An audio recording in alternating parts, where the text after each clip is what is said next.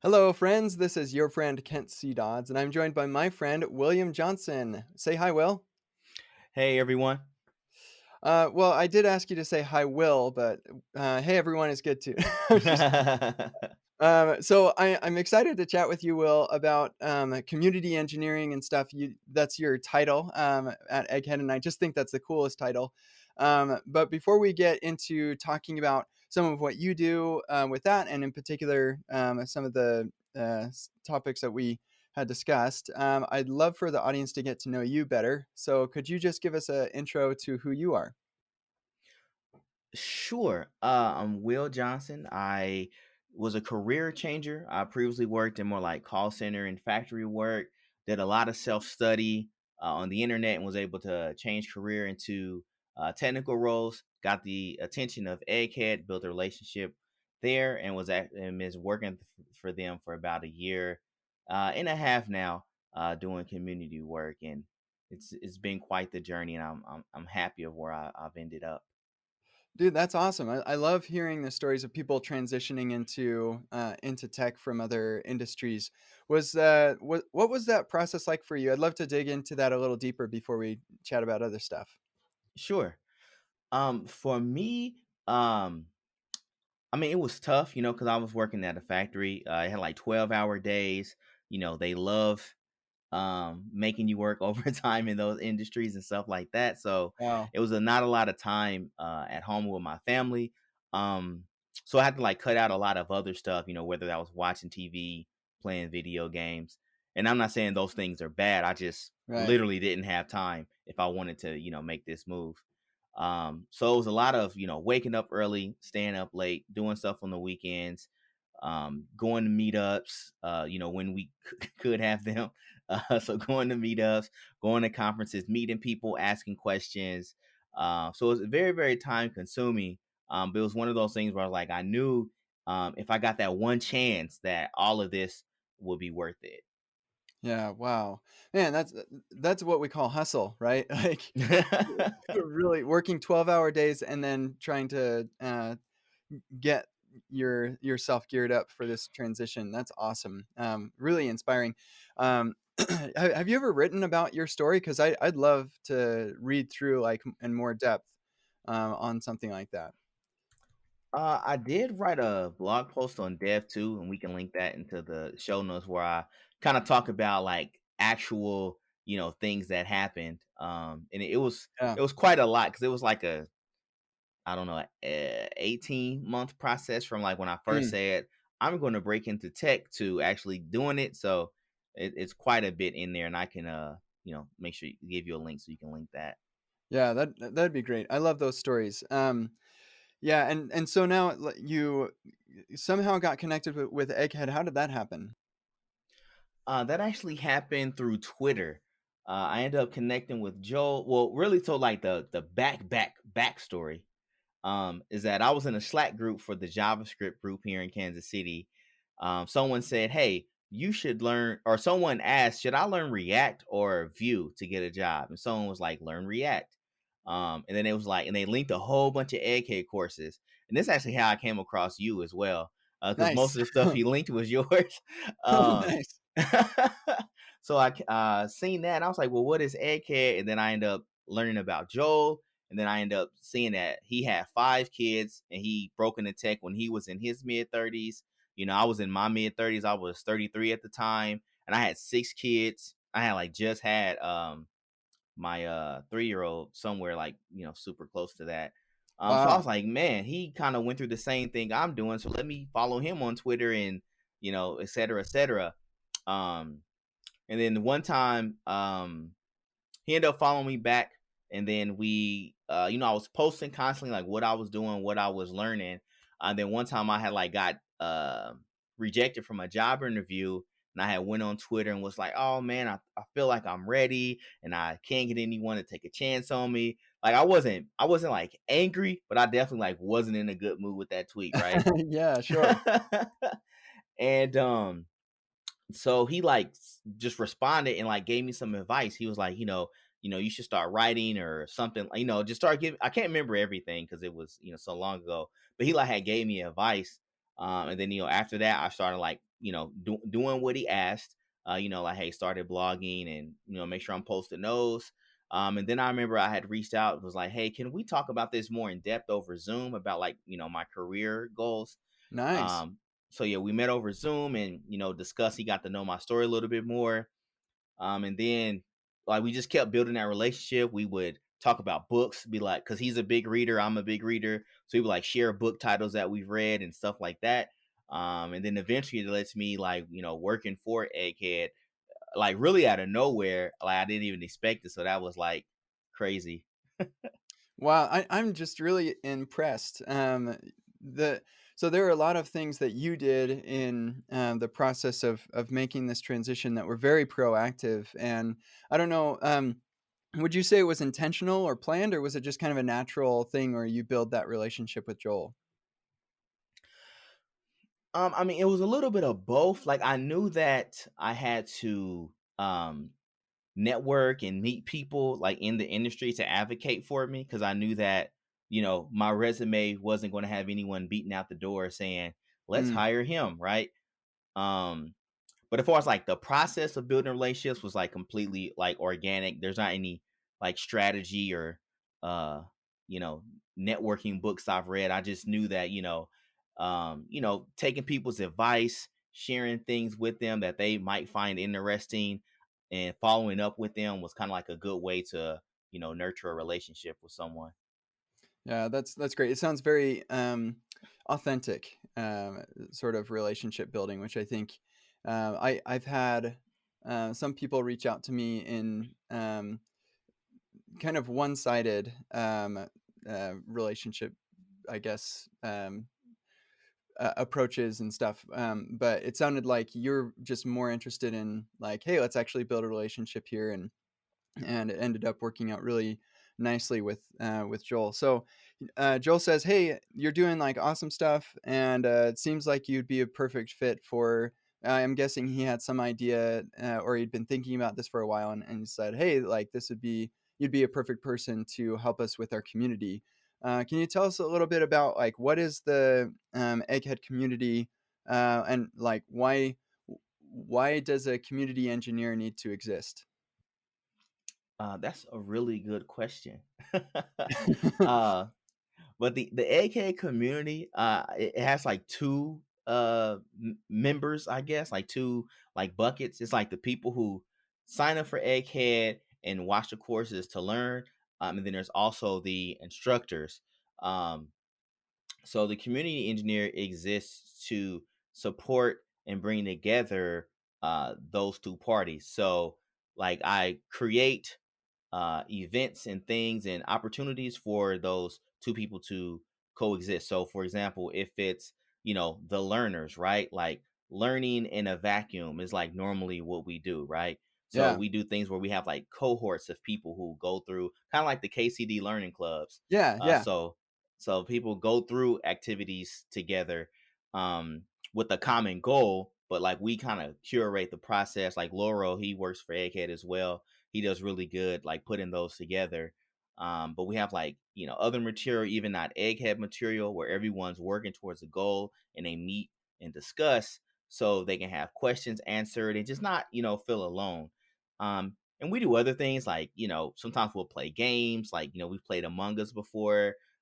We done one book clubs on like non-technical books, and but we just do things to like bring everyone together so we can all enrich each other. And with the instructors, I do things that take them away from being what's the word I'm looking for? Like unapproachable, right? Like sometimes it can seem like, oh, they're an instructor, I can't talk to them. So I make things that they can do, like having like egghead talks where we present a talk that they've made in front of a live audience and they're there in the chat interacting with the people, and people can ask them questions about their talk in real time instead of at a real conference it might be this line of 45 people waiting to ask you Yeah. something, right?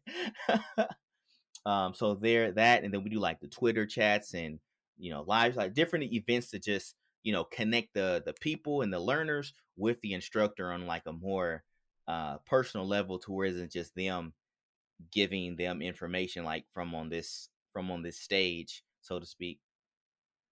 Yeah, I mean, you've done some of this stuff for me. We did a like an AMA thing, and it was really interesting. A lot of good questions and stuff. And I see what you're doing all the time. I'm guessing you're the person behind the Egghead IO account, or maybe there are a couple people who manage that as well, right? The Twitter account, Yeah, yeah. Sorry. yeah, yeah, that's pretty much me, or Yeah. in LinkedIn, all of that. Really? Yeah, wow. Yeah, it's a lot of stuff. And then Egghead has a Slack and a Discord. The Discord's more for the external community and the instructors together. The Slack is just instructors. Is that right? Correct, yeah. The Yeah. Slack is like more work related, like talking about courses and planning and stuff like that. And Slack is like water cooler for, fun stuffs and jokes and memes and, I mean, of course people are giving advice in there too, but it's just more like casual. Yeah, yeah. Well, cool. So, through your experience as a community engineer, one thing that you mentioned that you've learned is that you're better off getting or the best way to get what you want is to help other people get what they want. Can you elaborate on that and just expand on that idea? Sure. So, if you want something, let's go concrete, right? Let's say you want to I don't know, let's say I want to be a guest on your podcast, right? Mm, And we don't have, any relationship, right? So, if I want that, there's something I can do for you to get that. It can definitely vary. It could be because you have a lot of stuff going on. But I'm sure not everything that you're doing you want to do. So you yeah. could like you maybe want someone to, add a feature to your Discord bot or, something, make graphics for you. It's like something that you don't want to do that someone else, can do for you to make your life a little easier. And that's like a good way to like break the ice instead of, hey, Kent, can you help me with my career? Or, just come straight with the ask. It's kind of like, I don't know if you ever heard the jab, jab, right hook by Gary Vee. No, that sounds interesting though. So it's like, if you're I mean, it's like that when you think about it, it's like violent, but it's like, it's Yeah. like a jab, jab, jab, right? You just jab, right? If you're, in a fight, you don't come out with the biggest punch that you have, right? You just slowly jab, jab, jab, jab, and then when their defenses is down, that's when you come with, the right hook.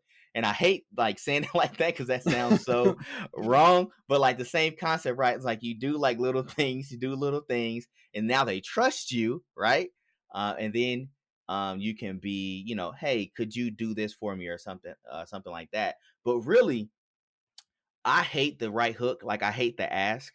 It's just because I don't know. I just don't really like asking for stuff. I don't know why. Just habits, I guess. I don't know. But if you keep jabbing, people will eventually offer you something when you build that trust. So you don't even have. I'm not saying you don't have to, but I haven't had to in my experience. Once I've continually offered people things and done stuff for them, they had always came to like, hey, do you want to be on my podcast? Hey, do you want to be on this stream? Do you want to speak at this event? They've always come with the offer. So, um, that's all. So that's what I mean. Like, if you want something, whether that's a career change, to get a relationship with someone, do something for them first, and 9 times out of 10, you'll get the thing that you're seeking.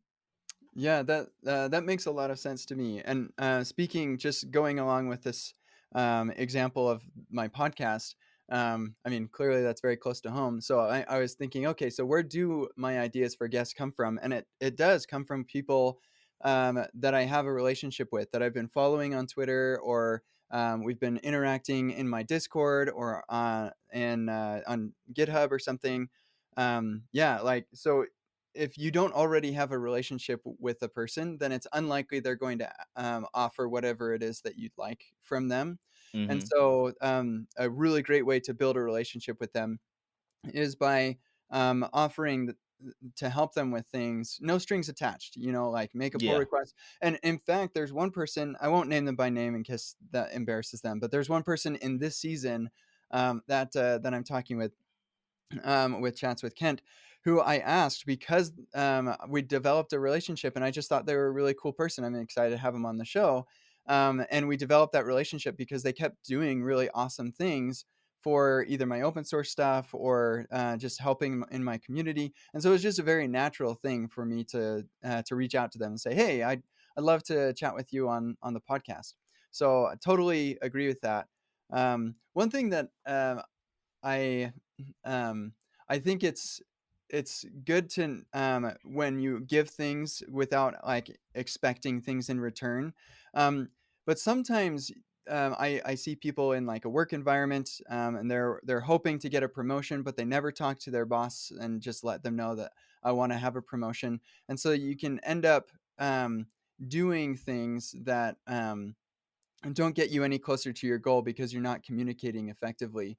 When it's a work situation like that, I think talking about that sort of thing works a lot better.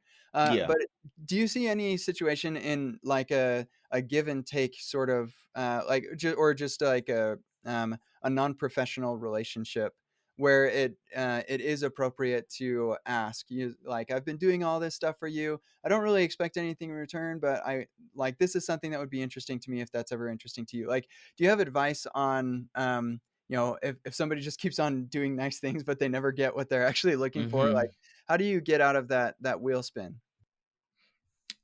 That's a good question. And so that's the thing. If you've, built that relationship and done things like, well, first of all, if they're like not reciprocating at all, like not even, like let's say you make graphics for them or you've done something on their site and they like don't even like give you a shout out. Let's say you've done that 3 times, then you probably need to cut ties with that person because they're Yeah, just not, appreciative of the effort that you're putting in. But if it's keep on and like seem nice and you're talking back and forth, since you built that relationship, you can come to them and say like, I would really like to, and not even like I've done a lot of things. Can you do this? Just be like, hey, would you like to chat about my career, review my portfolio, help me with my resume, like whatever like thing that you're looking to get to help you get to your position. If you built that relationship, I feel like they wouldn't have any issue helping you out because you built that trust. totally. And I like that you mentioned, like, you don't have to mention that I've done all this stuff for you, because that kind of puts them on the guilt train. And that's Hmm. not like, if it's a quality relationship, that's not where you want that. That just changes the conversation entirely. Yeah. Um, so yeah, I like that you mentioned that.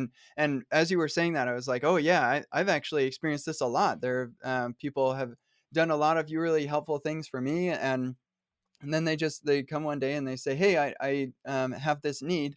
Can you help me with that?" And I get emails all the time, or tweets or whatever, and I am way more willing to help somebody out when I already have a relationship with them.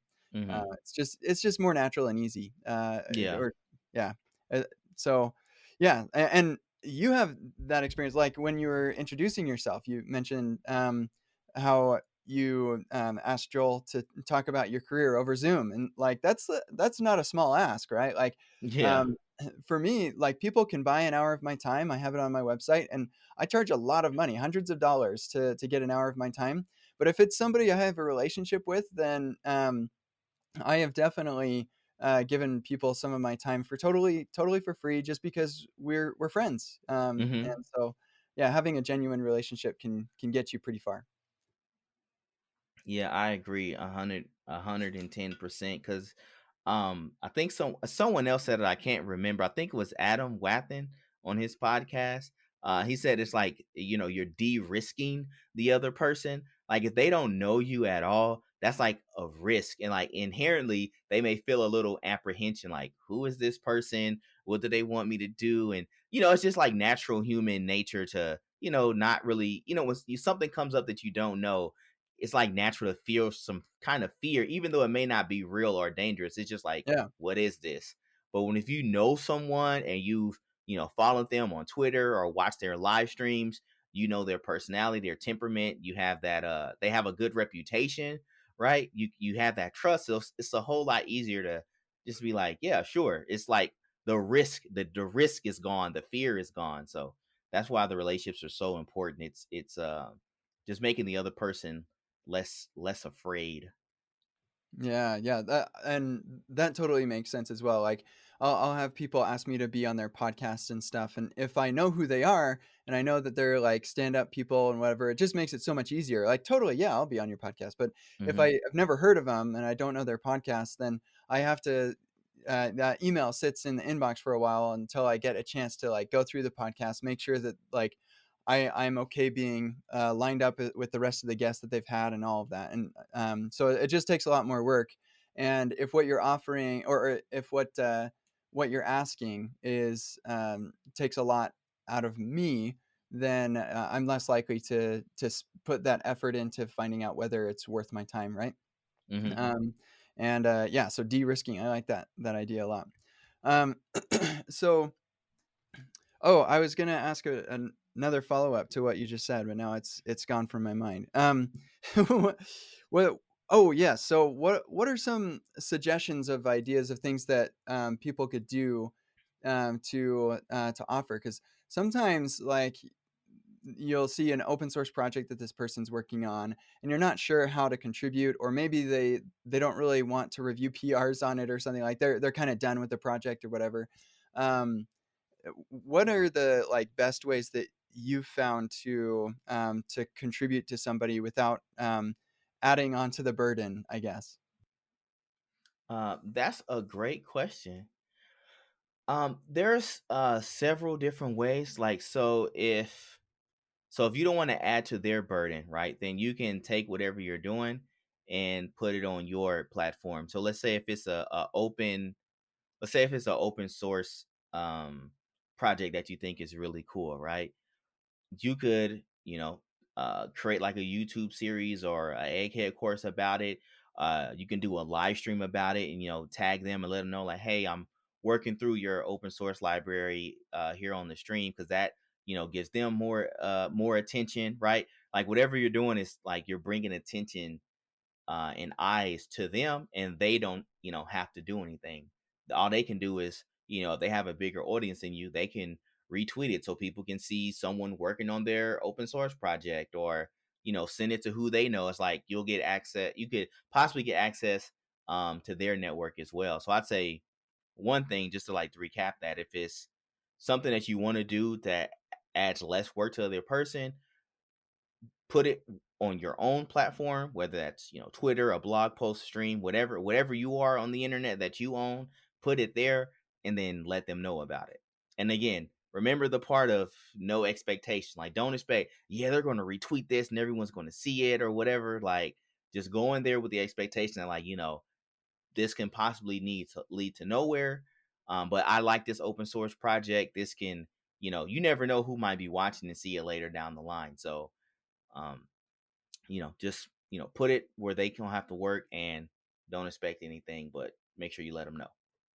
Yeah, yeah, I think that's a really great idea. And what about like, let's say for me, I have my Discord community, I have my own YouTube channel, and like people are asking me questions on Twitter as well, and things like. Are there areas where you've seen people kind of rise within the community to really be uh, great help, and what are the things that they do?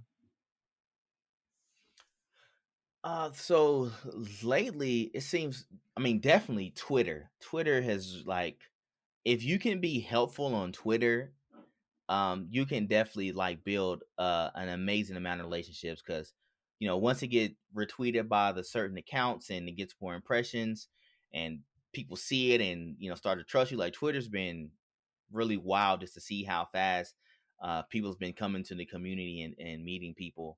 And what they're doing is basically, um, the biggest secret to Twitter, I think, that most people don't realize, that it isn't about what's the quote that I said? Um, I think the best way to grow on Twitter, and not grow in like a growth hacking way, but just to build more relationships, is to use it as a microphone for others, not as a speakerphone for yourself, right? Ooh, wow, that's good. I like that. So basically, if people are talking about something, go on their tweets, add something valuable, right? Not try to take the conversation over, but something else that'll make people go, huh, that's a good idea. Like that alone can help you build a relationship because the person who tweeted it saw it, they're like, huh, that's a good point. Then the other people see it and then they're like, oh, that makes sense. So, whatever the case may be, a lot of people can see that value that you added to that conversation. Then they can literally just have a snowball effect.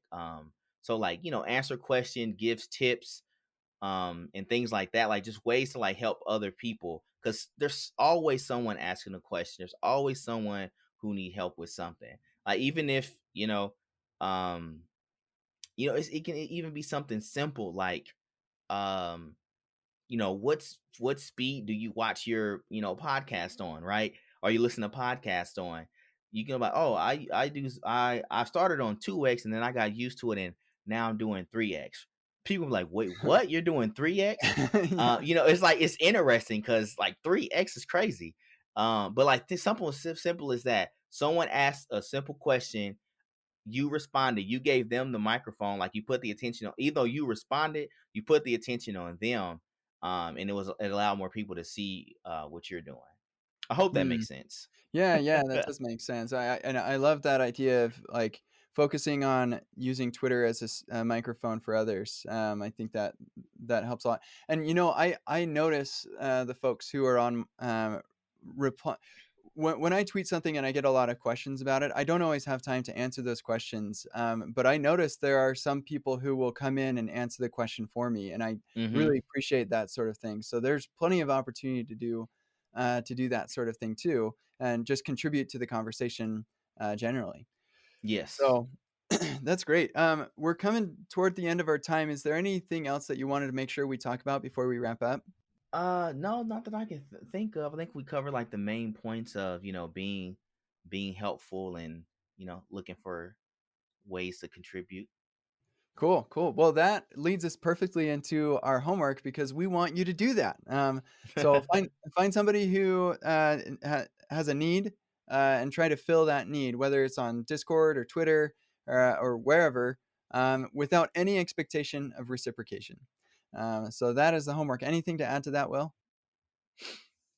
Yeah, and just like to give like people something more concrete, like, and even if it's not technical related, like it could be does anyone know a good graphics program? Like there's, look for someone asking a question about something, and then just give them the answer to that question, and just like Ken said, without any expectation, like if that's something that you're not used to doing, give it a try today and try to make it a habit, and then see what happens later. That's awesome. I love it. Thank you so much, Will. What's the best way for people to connect with you online? Sure. So the best place would be my Twitter account, which is Will Johnson IO. That's my at. And then WilliamJohnson.dev is my personal site where I mainly been blogging about like Rails stuff because I like Rails. Rails is cool. But I also have been diving deeper into React, so I will have some React content on there as well if that's what you're interested in. Very cool. So, actually, quick question before we wrap up. As a, are you also working on the Egghead platform too? Like, do you contribute there as part of the Egghead team? So not like, it's not like my day job every day, so I don't code every day. Most coding I do is like on my own time. But I have on the older site, I have when it was Rails, we were using like, now we use Next on the front, when it was just like, but it was just React um and Rails on the back end. I've put a few things on there that was made by me and designed by Voita. Vojta, my goodness, that guy. For those who don't know, Vojta is responsible for like all of the design of my website and Epic React, and Maggie, of course, she's going to be on this season as well. She is like the mind behind the themes and lots of that too. She's kind of the runs most of that, but Vojta is like where rubber meets the road, and like here's the design. He even implements it. It's amazing. Mhm. And I just love the Egghead team. All of y'all are awesome. So thank you for joining me. It's been a pleasure. And Yeah, with that, I think we'll just say ta ta. Thanks, William. Thank you. See you later, everybody. Bye, everyone.